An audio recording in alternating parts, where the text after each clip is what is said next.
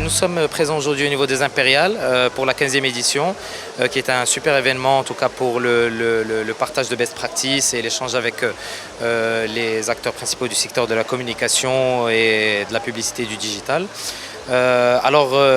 Aujourd'hui, j'ai eu la chance et le plaisir de partager une étude de cas, celle de Jumia. D'abord pour parler un petit peu du secteur du e-commerce à l'échelle marocaine, qui a connu une évolution extrêmement positive, surtout après la crise sanitaire.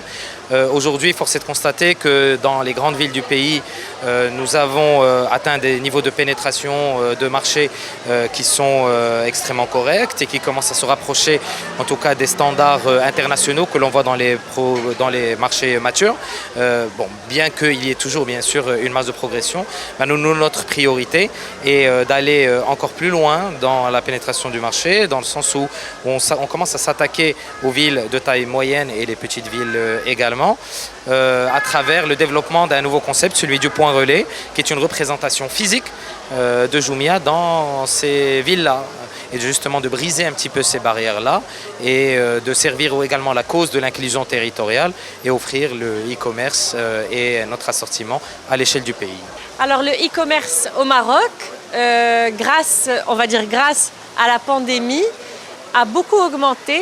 On observe des rythmes de croissance très importants. Donc selon la plateforme CMI, on a un nombre de transactions qui augmente de 42% chaque année depuis 2019.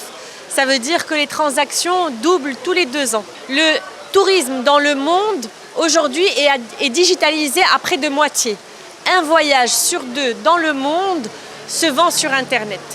C'est-à-dire qu'il est arrivé à suffisamment simplifier l'offre pour le client pour qu'il arrive à se retrouver et arrive à se passer des conseils normalement qui sont prodigués en agence de voyage. Je parle du voyage simple, je ne parle pas des voyages compliqués où on a besoin d'assistance, où on a besoin de guides, où on a besoin d'aide pour obtenir des visas ou d'autres choses. Donc il reste des voyages qui sont complexes, je pense à l'Hajj, à l'Umrah, qui ne peuvent pas s'acheter encore, on va dire, de manière facile, fluide. Mais je parle de tous les autres. Quand il s'agit d'un petit voyage simple, d'un petit package, on retrouve les packages qui sont proposés pour la Turquie, par exemple, on le retrouve en ligne. Beaucoup de voyages qui s'achètent facilement. Pour le e-commerce, de façon générale au Maroc, il se porte très très bien pour répondre à ta question. On enregistre des chiffres de croissance très très intéressants, à 2 chiffres des fois.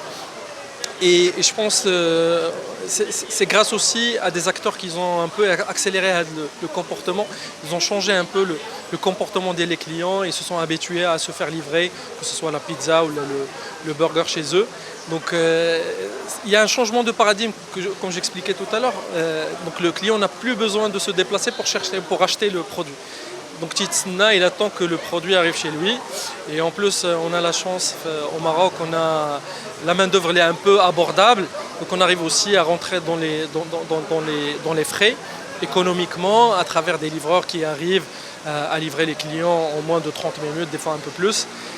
Mais généralement, effectivement, il y a un essor très très prometteur pour l'e-commerce au Maroc. Que ce soit pour Marjan ou même pour les confrères